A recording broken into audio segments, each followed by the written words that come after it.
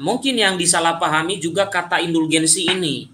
Iya. Jadi orang mengatakan ada surat indulgensi. Indulgensi itu bukan surat. Bukan surat. Bukan Ya, surat itu karena lisan itu. iya. Coba saya berikan kesempatan ke Pak Corpus Christi untuk menjelaskan sedikit tentang dokumen terkait pengertian dari indulgensi itu sendiri. Nah, itu bukan surat masalahnya. Silakan Pak Corpus. Salam untuk semua. Ini saya hanya tambah sedikit saja tentang indulgensi tadi ya. Memang benar indulgensi itu bukan surat. Ya, itu bukan surat. Tapi indulgensi itu ialah semacam rahmat ya melalui perantaran gereja ya. Melalui perantaran gereja diberikan kepada orang-orang yang mau menerima indulgensi. Mana tehnya Bapak? Tetapi bukan pakai surat ya, sekali lagi. Dan indulgensi itu juga bukan hanya gereja bilang, kau terima ini, kau terima indulgensi dan langsung. Misalnya indulgensi pengampunan dosa itu. Indulgensi kan berkaitan dengan pengampunan dosa juga.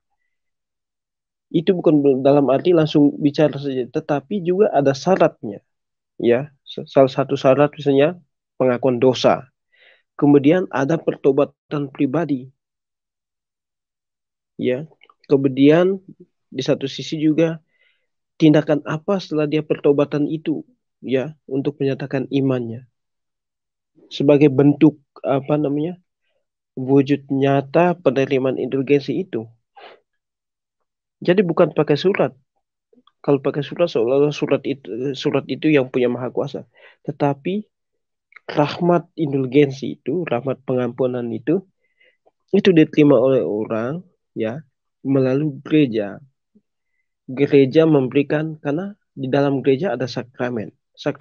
Karena sakramen itu juga rahmat. Ya, sakramen itu rahmat. Rahmat inilah yang diterima. Kalau rahmat pengampunan dosa ya rahmat pengampunan dosa diterima.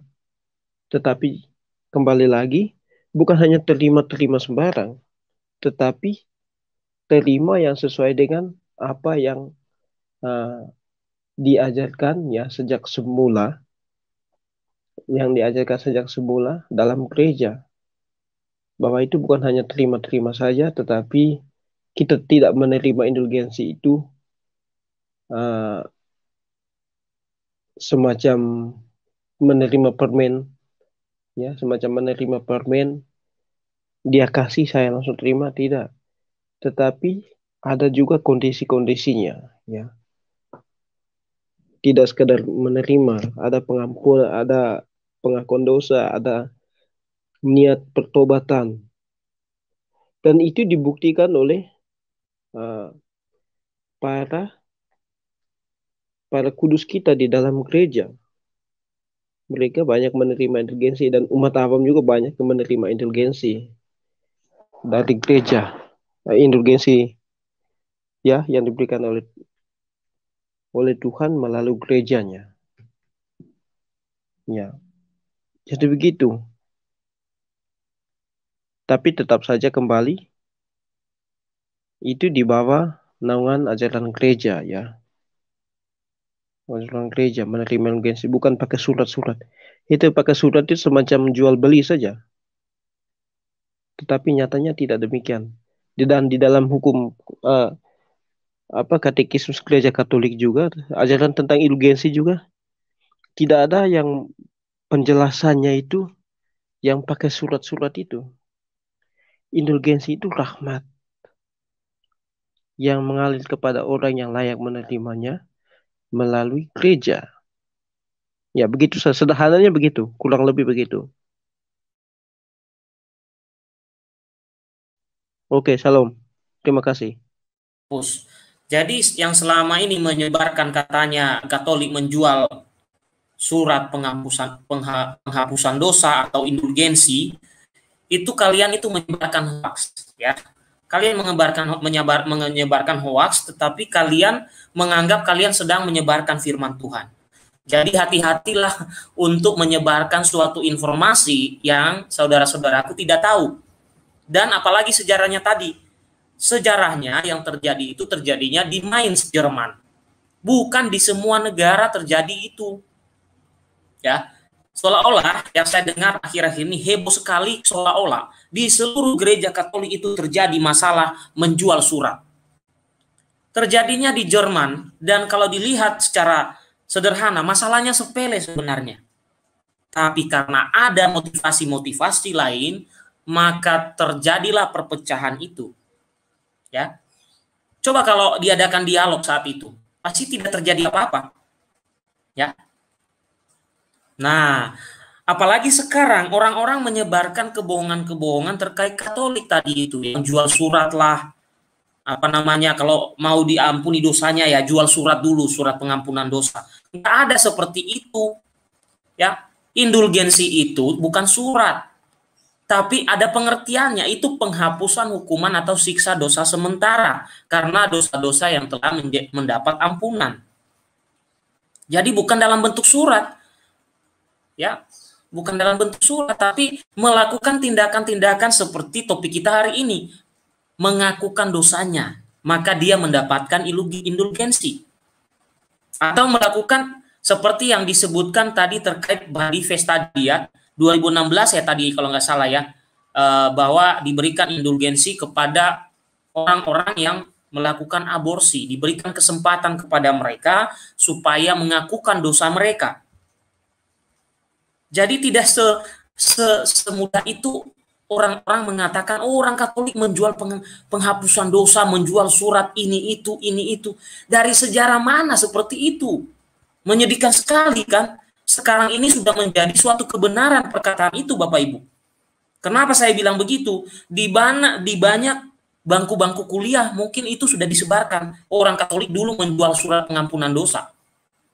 Lah itu kan kebohongan, sudah menjadi kebenaran akhirnya. Padahal nggak ada itu surat-surat itu. Bagaimana itu? Nah, maka dari itu saudara-saudaraku, saya ajak kita semua, belajarlah yang sesungguhnya. Jangan hanya sepotong-sepotong, jangan hanya mendengar dari orang, coba kita kritis. Di zaman ini kan terbuka, zaman terbuka. Kita bisa mencari sumber dari manapun. Ya. Dan coba cari saja sumber yang independen, tidak memihak kepada siapapun. Pasti tidak ada cerita seperti itu. Nah, kalau kita menyebarkan seperti itu, tapi kita seolah-olah menyebarkan firman Tuhan, kita membohongi diri kita karena kita menyebarkan hoax. Ya, oke. Saya berikan waktu kepada Pak Damai Kasih Channel, dan ini nanti baru kita berputar, baru kita statement terakhir. Silakan Pak Damai Kasih Channel. Ini statement terakhir, Pak. Oke, banyak poin ya. Saya akan merujuk pada poin pertama dulu berkaitan dengan Pak Sutowijoyo. Yang pertama, kalau saya itu, taruhlah saya bukan orang berpendidikan, tapi kalau namanya tesis itu pasti ada pengujian. Lebih enaknya, wong saya orang biasa saja, itu suatu tulisan dari Martin Luther, yang pertama ya. Jadi dia menulis sendiri, menafsirkan sendiri, yang uji siapa. Istilahnya begini, ngudoroso, bahasa Jawanya ngudoroso, unek-unek, mengeluarkan suatu unek-uneknya, dia ditulis seperti itu. Itu berkaitan dengan poin-poin yang 90 berapa itu betul ya, tolong dicari datanya itu. Dan juga ada cerita di mana bahwa Martin Luther itu sebelum akhir ajalnya, dia menyampaikan kepada orang tuanya untuk kembali ke Katolik. Dia melakukan pertobatan. Tapi sebelum terjadi suatu bentuk pertobatan dan perminyakan, dia sudah nggak ada. Tolong itu nanti dicari data sumbernya ya. Termasuk yang di Otterdock itu menyampaikan bahwa ada istilahnya penyesalan Martin Luther keluar dari Katolik. Karena apa?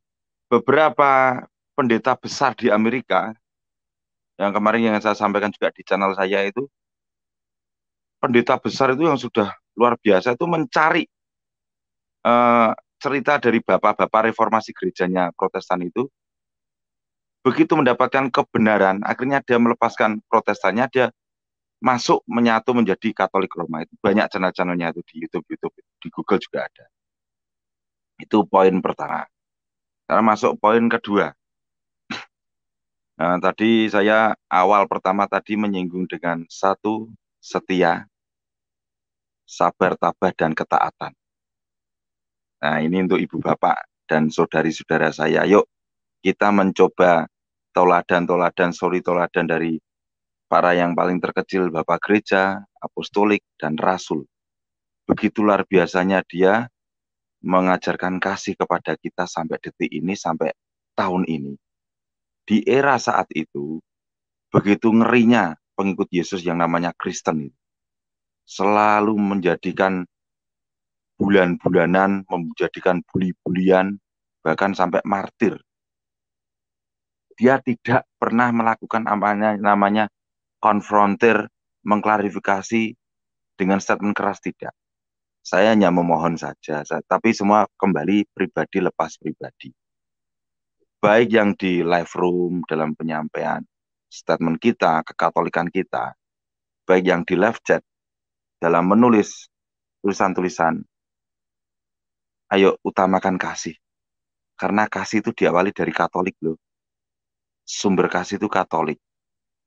Kalau memang itu Katolik yang memberikan kasih dari Kristus kepada Petrus, mengajarkan kasih, masa kita untuk mengcounter balik kepada teman kita yang bukan non-Katolik, kita keluar dari kasihnya. Alangkah indahnya, alangkah penuh damai dan kasih kalau kita mengcounter sesuatu hal, utamakan kasih. Itu saya. Saya hanya memohon saja, menyarankan, gunakan tangan kita yang kasih, gunakan mulut kita yang kasih. Pasti ada progres kok dalam pertumbuhan kedewasaan iman kita. Pasti. Dulu saya juga seperti belum mengenal kasih seperti itu, ngomong ngotot, nulis kuasar. Tapi dengan adanya pertumbuhan keimanan kita, kedewasaan imanan kita bisa kok meminimalisir atau meminim tekanan-tekanan baik tulisan maupun ucapan, bisa. Pasti bisa. Poin yang ketiga, kalau kita tidak menunjukkan kasih kepada orang yang bukan non-Katolik, apapun, dia untuk mengimani Katolik ya susah. Kalau dia ingin mengimani Katolik, ya kita tunjukkan dulu dari diri kita. Kita awali dulu kita, dia akan melihat kok buahnya itu. Yang terakhir,